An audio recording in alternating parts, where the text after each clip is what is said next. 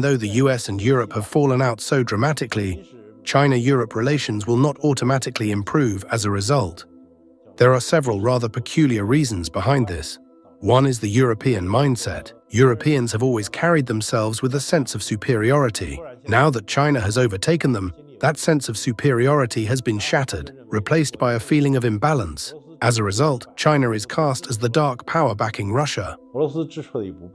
Europe is deeply upset by Russia's resilience, its continuous military gains on the Ukrainian battlefield, and the fact that, barring major external intervention, Russia is essentially winning the war.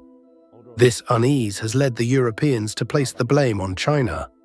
The Europeans assume that Russia's strong performance is due to China's backing, and therefore, no matter how China insists on its neutral stance, it does little to change Europe's deeply ingrained stereotype of China.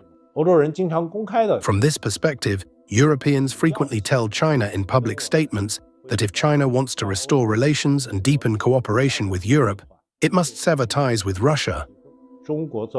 However, this is something China will never agree to. As a sovereign nation, China cannot be blackmailed or dictated to. It is simply out of the question. Therefore, in the short term, China-Europe relations remain deadlocked.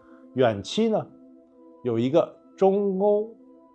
the long run, a fundamental issue in China-Europe relations lies in the manufacturing sector, which generates the highest profits. China has comprehensively outperformed Europe in this domain. Europe has traditionally relied on its advanced manufacturing sector to profit globally, but now that it is losing its competitive edge, it once again places the blames on China. From this perspective, even in the medium to long term, China-Europe relations are essentially entering a bottleneck phase. In the past, China placed great importance on the European market because it was relatively open and had strong purchasing power. During that time, Chinese people enjoyed engaging with Europeans and even harbored a sense of gratitude toward them. This was because, after the initial period of industrialization, aside from the equipment imported from the Soviet Union, China's advanced manufacturing equipment since the 1970s primarily came from Europe.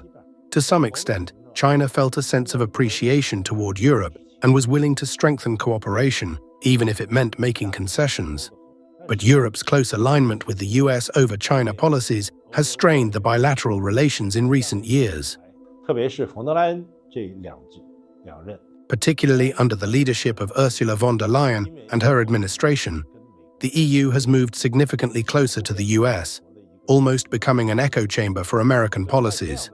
Against this backdrop, China-Europe relations have deteriorated further. As a result, the perception of Europe among Chinese people, whether ordinary citizens, government officials, or diplomats, has rapidly worsened.